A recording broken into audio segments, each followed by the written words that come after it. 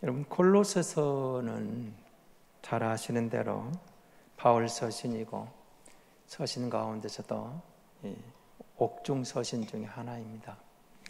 에베소서, 빌립보서, 골로새서, 빌레몬서를 우리가 옥중 서신 그렇게 말을 하죠. 오늘 본문의 내용은 그 골로새 교회를 향한 감옥에서 바울이 보내는 편지인데, 그 앞부분에 보면 하나님 앞에 감사하는 내용이 나옵니다. 3절에 보시면 우리가 너희를 위하여 기도할 때마다 하나님 곧 우리 주 예수 그리스도 아버지께 감사한다. 하나님께 감사하는 내용이 저들의 믿음과 성도들에 대한 사랑과 하늘의 소망을 둔 고린도전서 13장 사랑장에 등장하는 그 믿음, 소망, 사랑을 이 골로새 교회가 다 실행하고 있었던 거죠. 그런 믿음과 사랑과 소망이 있는 교회에 대한 하나님께 감사 기도를 드리고, 오늘 본문은 짧지만 그 가운데에서도 바울이 골로새 교회를 이렇게 기도하고 감사하는 내용을 언급을 하고 있습니다. 여러분, 예수 믿는 그리스도인의 특징 중에 하나가 기도하는 사람입니다. 기도하는 사람. 그래서 그리스도인의 가장 기본 중에 하나가 기도라는 것을 알게 되고 기도를 배우게 되고 기도하게 됩니다. 방금도 우리 장로님 이제 대표 기도를 했고, 여러분 교회 오면은 어쨌든 짧게라도 묵상 기도를 하고 또 좀 길게 기도하는 분들이 있고, 권사님들이 모여서 예배를 위해 중보 기도를 하고, 그리고 금요 철야 기도를 하는 분들이 있고, 또 중보 기도를 통해 기도하는 분들이 있고, 성도와 그리스도인과 기도는 뗄 수 없는 관계인 것을 우리가 만나게 됩니다. 자녀들을 위해서 기도하고, 가정을 위해서 기도하고, 교회를 위해서 기도하고, 나라와 민족을 위해서 기도하고, 세계 선교사님들과 선교를 위해 기도하고. 여러분, 그리스도인이란 그래서 하나님을 의지해서 하나님의 방법으로 살아가는 사람들을 일컫는 말이기 때문에 우리는 기도를 통해서 하나님의 음성을 들을 줄 알아야 된다는 거죠. 하나님의 음성을 듣고, 그래서 기도의 본질을, 우리 기도하면 우리가 말을 이렇게 말하는 거잖아요. 말이라고 할 수 있는데, 출발을, 기도는 말하기 전에 먼저 듣는 자세가 중요하다. 출발은 듣는 기도로 시작하라, 이렇게 말해요. 듣는 기도. 잠잠히 하나님 나와 기도하면서 하나님이 내게 뭐라고 말씀하시는가. 그래서 정말 우리는 하나님과의 듣는 기도를 할 수 있다면 장소에 구애받지 않고 어디서나 길을 가면서, 차 속에서, 또는 쉬는 시간에, 업무 중에 잠시 틈을 내서라도 화장실에든 어떤 순간에도 하나님에게 잠시 물을 수 있는. 그래서 여러분요, 저는 성경을 읽다가 그 잠깐 묻는 기도가, 느헤미야가 여러분 왕 앞에 나아가서 술 관원장 했잖아요. 근데 왕이 물어요. 네가 왜 이렇게 근심이 있냐. 자신이 생명을 거는 순간이거든요. 근데 느헤미야에서 보면, 2장에 보면 그런 게 나옵니다. 예루살렘이 황폐되었다, 도성이, 예루살렘 성벽이 무너져서 회복되는 그 상황을 들으면서 마음이 괴로워요. 그래서 느헤미야가 민족을 위해 기도하는데, 그 민족을 위해 기도하다가 이렇게 나갑니다. 왕이 물어보니까 너 왜 그래? 사실은 정말 왕 앞에서 근심 뛰는 수심 있는 얼굴을 그 관료가 보이면 안 되는 자리거든. 나라를 생각하니까, 민족을 생각하니까, 예루살렘 생각, 마음이 아파서 그때 그 말을 해요. 그 왕이, 내 나라가, 내 도성이 황무했다는 소식을 들으니까 내 마음이 아픕니다. 슬픕니다. 그때 왕이 이렇게 묻습니다. 그럼 어떻게 해줄 거나? 그러니까 그때 느헤미야 자세를 여러분 보십시오. 잠시 기도하고, 한번 생각해 보십시오. 왕이 질문을 했어요. 답을 해야 되잖아요. 근데 성경은 그 찰나에 하나님께 기도하고 묵상하고 이렇게 나오거든요. 그럼 보십시오. 대화하는 가운데, 그 찰나 가운데 느헤미야의 기도가 나옵니다. 기도가 얼마나 여러분, 우리의 삶 속에서 단순한 가운데서도 그렇게 할 수 있는가를, 그래서 여러분, 하나님을 경험하는 기도, 이렇게 제목을 잡았는데 사실 책 제목 중에 하나입니다. 하나님을 기도하는, 경험하는 기도. 여러분, 예수 믿은 지 몇 년이나 되셨습니까? 경험이 다 다를 수 있겠죠. 우리 장로님 기도 가운데 처음 주님을 만났던 그런 감동 이야기를 하시는데, 그런 주님을 여러분 만난 경험이 있겠죠. 없을 수도 있을 거예요. 그러나 찬양 가운데, 기도 가운데, 예배 가운데, 말씀을 읽는 가운데, 성경 공부 가운데, 어떤 모든 삶 속에 내가 주님을 확신하고 하나님을 경험했던 그 뭔 어떤 터닝 포인트라는 게 있거든요. 주님을 모르다가 주님을 통해서 하나님을 내가 확신하고 만났던, 어쩌면 여러분 삶 속에 그 하나님을 경험했던 순간들이 있을 겁니다. 정말 어려울 때, 아니면 질병 가운데, 아니면 가정의 아픔 가운데, 사업 때문에, 경제적인 위기 가운데, 다양한 여러분이 코로나 위기 같은 이런 상황 속에서 내가 하나님을 경험했던 그 순간, 야, 예수님, 하나님이 계시구나, 내가 믿고, 그 경험 속에서 우리가 확신이 왔고, 어떤 순간에도 나는 주님을 포기할 수 없다. 늘 말씀드리지만 세상 사람들이 찾는 방법으로 하면은 믿음을 포기할 그런 이유가 수도 없이 많았죠. 어쩌면 지금도 그럴 겁니다. 이런 이유, 저런 이유, 내게 다가오는 시련, 문제, 시험, 위기를 생각해 보면 하나님 앞에 우리의 믿음의 위기가 얼마나 많았습니까? 그런데 우리를 확신 가운데 인도해서 그 내가 만난 하나님, 첫사랑과 같은 그 하나님을 경험했던 그것이 오늘 우리 이 순간까지도, 그럼에도 불구하고 나는 예수 믿는 믿음의 사람이라고 인도에 가고 있는 것이죠. 성령 하나님이 우리를 붙잡으셔서, 우리를 인쳐주셔서 주를 포기할 수 없는 하나님의 아들로, 하나님의 딸로, 하나님의 사람으로 인도에 가고 계시는 겁니다. 그래서 여러분, 기도의 자리, 그래서 여러분, 우리가 기도는 어렵다, 아닙니다. 기도는 호흡보다 쉽다라고 잔느 기웅이라는 이 사람이 쓴 책에 이렇게 이야기를 합니다. 여러분, 숨 쉬는 것보다 기도하기가 더 쉽다는 거예요. 여러분, 숨을 의식하고 싶습니까? 살아있기 때문에 우리가 호흡을 하는 거죠. 숨 쉬는 게 불편하면 건강에 문제가 큰 겁니다. 기도를 그는 숨 쉬는 것보다 쉽다, 이런 표현을 쓰고 있어요. 숨 쉬는 것보다 더 쉬운, 그래서 기도를 통해서 하나님을 경험하고, 기도를 통해서 하나님을 기쁘시게 하고, 기도를 통해서 내가 가고 싶은 그곳으로 가장 쉽게 가는 길이 기도 가운데 있다는 것을 그는 역설하고 있거든요. 내가 가고 싶은 그 길, 우리의 최종 목적지도 기도를 통해서 도달할 수 있다고 증거하고 있습니다. 여러분, 기도하러 오셨을 때 듣는 기도 이야기가 나왔습니다. 하나님의 말씀을 들려주십시오. 그 말씀을 듣기 원합니다. 여러분, 하나님 앞에 나와서 막 말하기 전에 내 마음을 내려놓고, 내 삶을 내려놓고, 삶이 고요해지는 것, 잠잠해지는 것, 시편을 읽으시면 느끼는 게 있죠. 잠잠하라, 내 영혼아 잠잠하라. 내가 어찌하여 낙심하며 내 속에서 불안해하는가. 너는 하나님께 소망을 들어. 나는 그가 나타나 도우심으로 말미암아 내 하나님을 여전히 찬송하리로다. 잠잠히 하나님을 바라봅니다. 우리 마음에 그 많은 복잡한 것들을 다 내려놓고 하나님 앞에 나아가는. 그래서 기도가 호흡보다 쉽다는 말을 통해서 이렇게 기도회로 초대하는 글을 우리가 만나게 되는데요. 오십시오. 고뇌와 고통과 비참함을 가지고 당신의 위로를 얻을 것입니다. 오십시오. 아프고 병든 이여 당신의 나음을 입을 것입니다. 오십시오. 사랑으로 당신을 품어주기 원하시는 아버지 품으로 나와오십시오. 오십시오.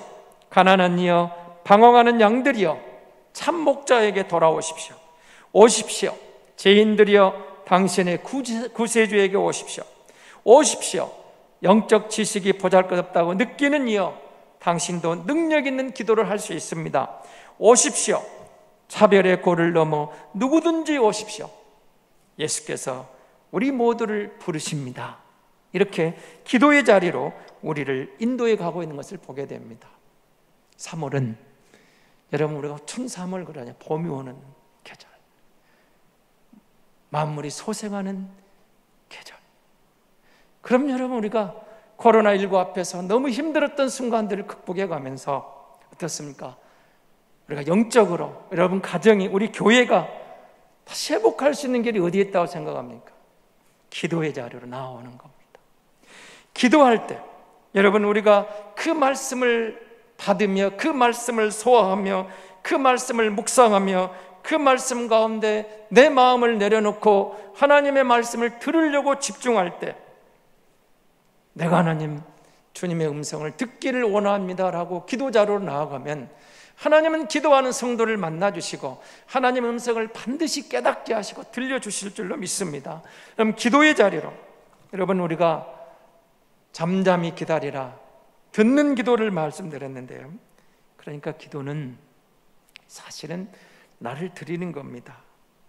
여러분, 내 생각으로 가득 차 있으면, 내 욕망으로 가득 차 있으면 하나님의 음성이 들리질 않는 거죠. 그래서 여러분, 우리가 내려놓을 때 나를 내려놓고 주님께 맡기는 겁니다.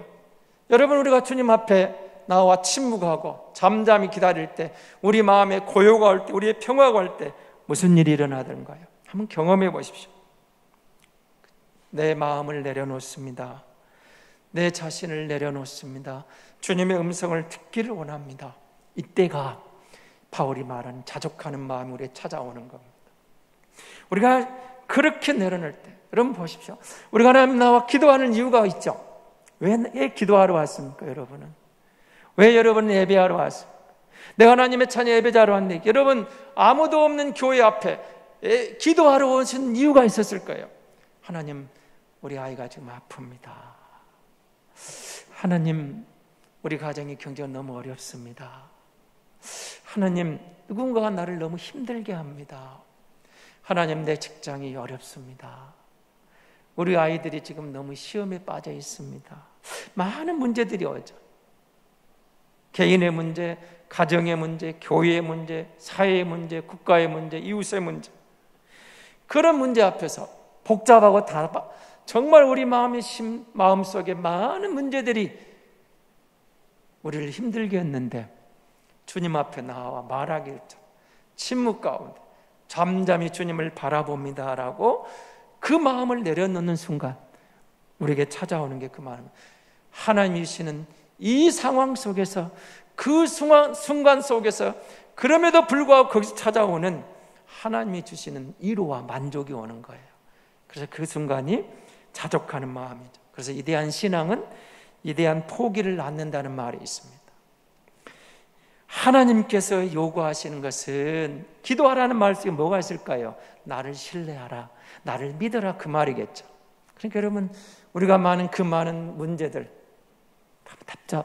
복잡하고 정말 예배하는 가운데 여러분의 힘든 부분들이 있잖아요. 그 모든 것을 우리가 하나님께 들고 나왔습니다. 이 속에는 뭐가 담겨 있는 겁니까? 전제 조건이 있죠. 하나님을 신뢰합니다. 이 많은 문제들이, 이 많은 갈등이, 이 많은 어려움이 있지만 내 힘으로 풀기 감당이 어려웠는데, 내가 믿는 하나님은 전능하신 하나님이기 때문에 하나님께 이것을 내려놓습니다. 내어놓습니다. 하나님 아시잖아요. 하나님 나를 아신다겠잖아요. 내 머리카락까지 세신다고 하셨잖아요. 하나님 내 이름을 아신다겠잖아요. 하나님 내 이름을 불러주시잖아요. 모세야 모세야, 아브라함아 아브라함아 부르듯이 하나님 내 이름을 기억하시잖아요. 나를 꼭 집어서 내 이름을 불러주신 그 하나님, 그 하나님 앞에 나아가서 아시잖아요. 내려놓는 순간에, 그 상황 속에서, 그 순간 속에서 하나님 주시는 자족하는 마음이 찾아드는 겁니다. 여러분, 하나님을 경험한다는 것은 나를 내려놨더니 하나님께서 내게 말씀하신, 그 상황에서 그럼에도 불구하고 하나님이 나를 사랑한다는 것을, 나를 지켜보고 있다는 것을, 아버지가 자식의 손을 붙잡고 가듯이 나를 잡고 간다는 것을, 힘들지만 어렵지만 내가 그 하나님을 신뢰할 때 이걸 합력하여 선을 이루실 하나님을 보게 되는 거죠. 그래서 기도는 그래서 하나님을 절대 신뢰하는 거예요. 하나님을 신뢰하기 때문에 나를 내려놓고 옛사람을 벗어버리고, 우리가 옛사람을 벗고 새사람이 됐다 할 때 성령이 오셔서 내가 하나님의 사람인 것을 말하고 있잖아요. 내가 그리스도인이에요. 예수 믿는 사람이에요. 그게 우리의 소망이 있죠. 하나님께 더 가까이 가기를 원합니다. 한 걸음 더 가까이 원합니다. 나의 관심이 하나님의 관심으로 바뀌기를 원합니다. 하나님, 내가 하나님의 사람입니다. 하나님의 자녀입니다. 하나님, 내가 많은 계획이 있는데 살다 보니 내 뜻대로 참 안 되네요. 묻고 싶은데요, 여러분 뜻대로 다 되던가요? 저는 잘 안 되더라고요. 내 계획대로, 내 뜻대로 어쩌면 안 되는 게 더 많았어요. 그런데 여러분, 기도하는 가운데 뭘 느껴요? 내 삶에 내 계획을 내려놓고 그 자를 하나님께 드리는 거예요. 하나님의 뜻이 있거냐, 내가 이해할 수 없지만, 내가 깨닫지 못하는 상황이지만, 내가 다 알 수 없지만 하나님의 계획이 있음을 믿습니다. 하나님의 뜻이 있음을 믿습니다. 그래서 내 계획을 내려놓고 내 계획을 포기하고 하나님의 계획에 순종하겠습니다. 기도하는 가운데 그런 마음이 나오는 거예요. 앞이 안 보일 때가 있죠. 답답할 때가 많아요. 그래서 여러분, 기도란 하나님을 경험하는 자리로 나아가는 자리인데요, 신뢰 기도입니다. 정말 어린아이가 부모에게 자신을 맡기듯이 신뢰하고 하나님께 온전히 맡겨드리는 거예요. 그래서 성령이 내게 오신 것을 믿기 때문에 성령이 나를 주로 고백하게 하시고 하나님의 사람으로 나를 여기까지 인도해 주셨기 때문에 내 계획을 내려놓고 하나님의 계획이 나를 통해서 활동하기를 바라는 거죠. 그렇게 나가는 겁니다. 그래서 여러분, 기도하는 성도들에게 주님이 하시는 말씀이 있습니다. 기도가 축복이요, 기도가 축복의 통로라는 거죠.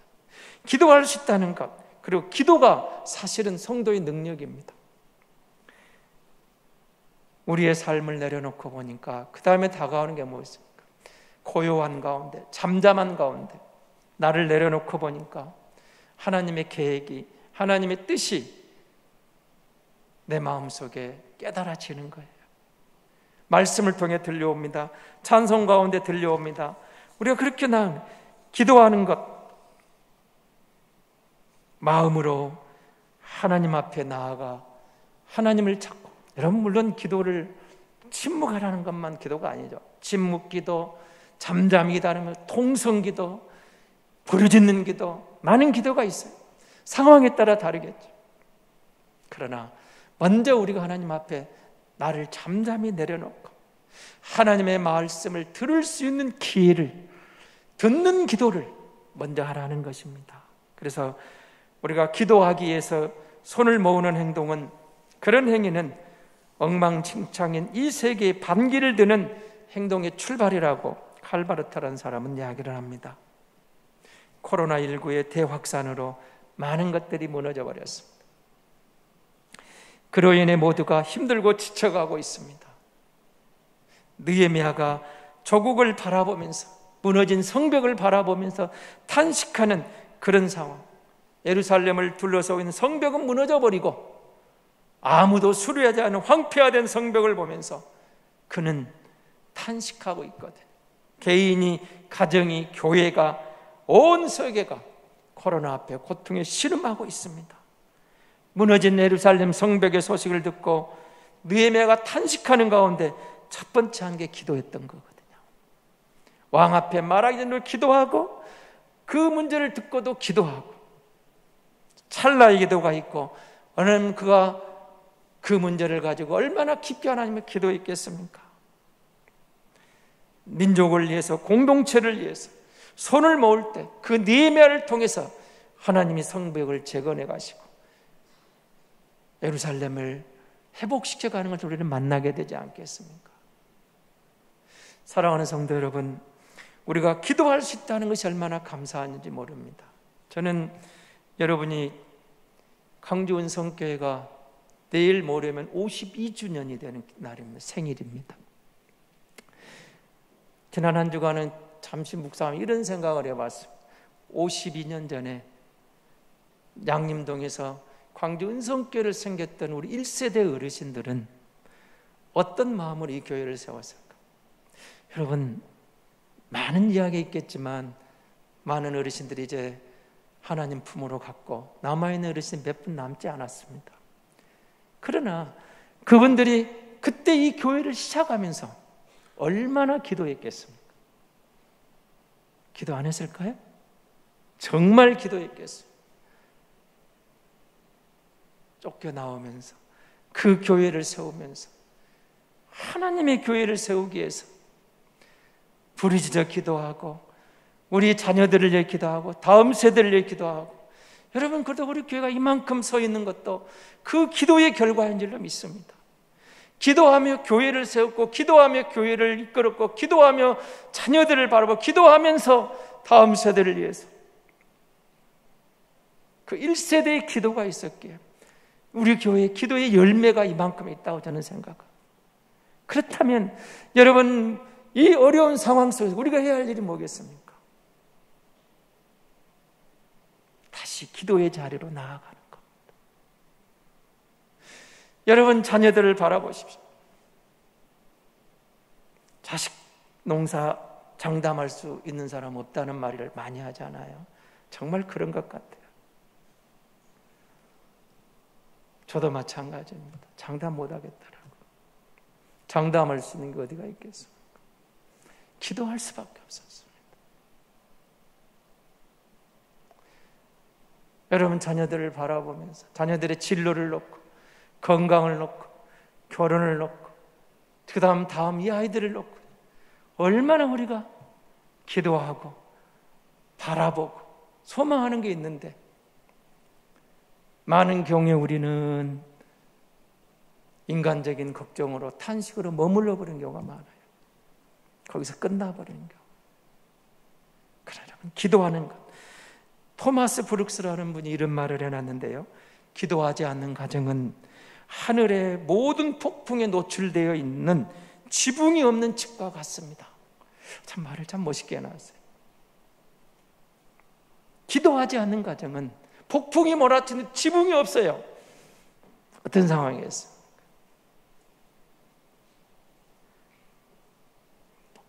비바람이 몰아쳐서 가정이 날아가겠죠. 그런데 여러분, 우리가 기도하는 것은 사실은 간단합니다. 하나님의 도움이 없이는 살 수 없는 존재인 것을 인정하는 거예요. 하나님의 은혜가 아니면 안 됩니다. 내 아들, 딸을, 우리 가정을 내가 계획하는 게 있는데, 내가 생각하는 게 있는데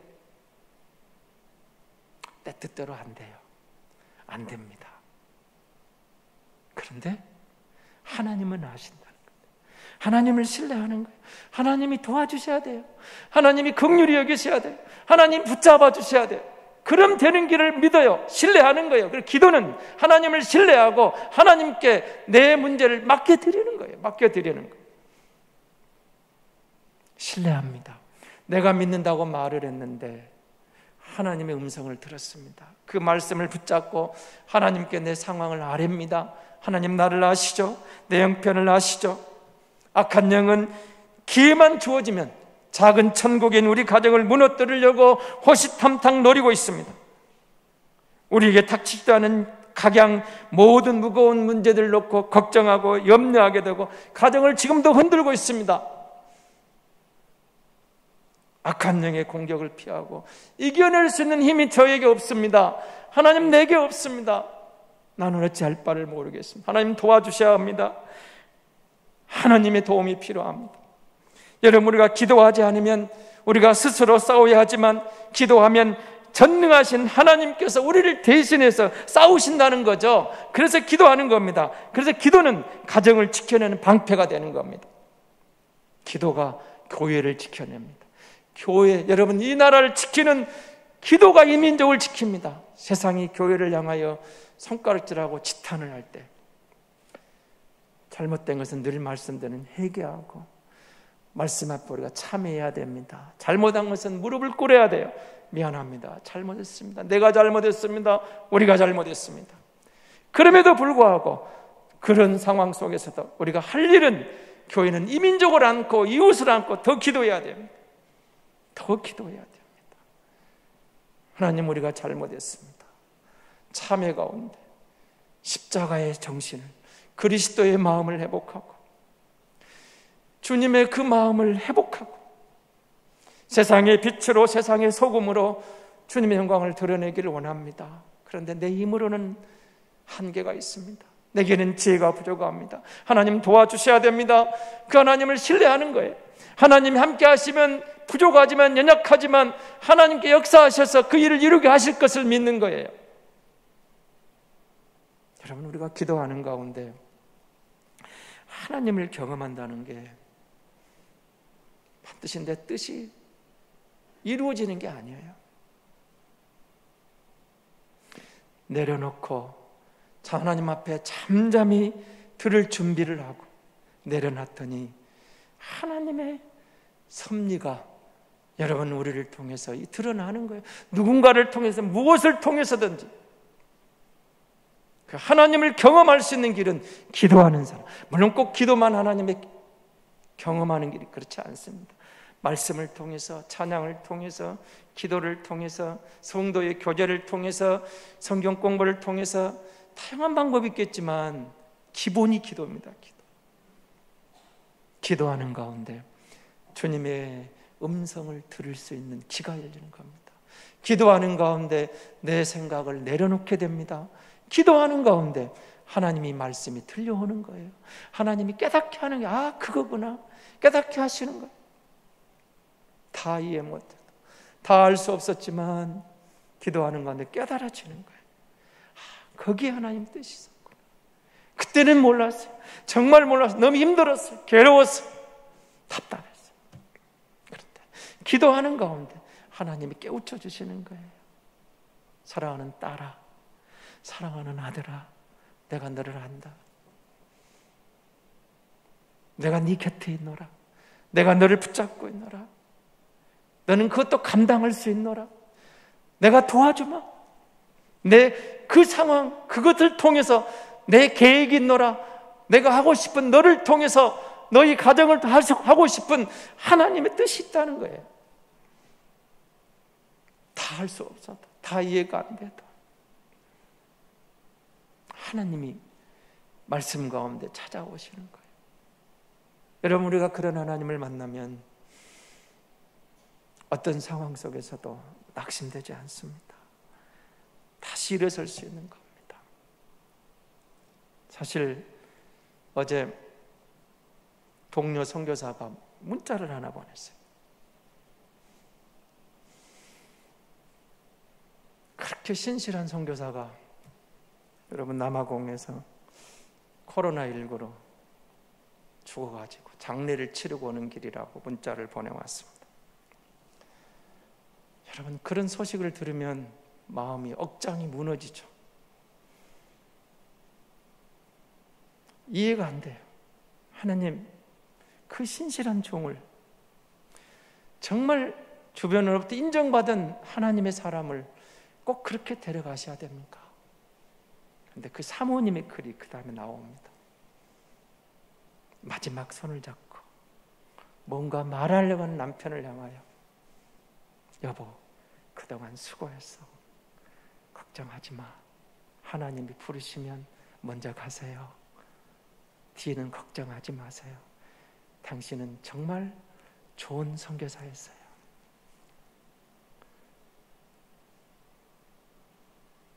지금 떠나보내지만 여보, 걱정하지 마. 아이들하고 다음 일은 내가 부족하지만 이어갈 거야. 다시 만날 날. 지금 이건 이해가 안 돼. 그러나 하나님의 섭리를 믿잖아. 당신은 좋은 사람이었어. 당신은 좋은 선교사였어. 사랑하는 성도 여러분, 기도하는 가운데 주님이 우리에게 다가오시는 말씀, 주님이 우리 다가오시 우리 마음속에 느끼게 하시는 것. 우리가 그 하나님을 경험할 때, 이 하나님의 교회는, 우리 가정은 주님이 함께 하셔서 주님 다시 오실 그날까지 하나님의 영광을 드러내고 하나님이 기쁨이 되는 도구로 반드시 사용하실 줄로 믿습니다.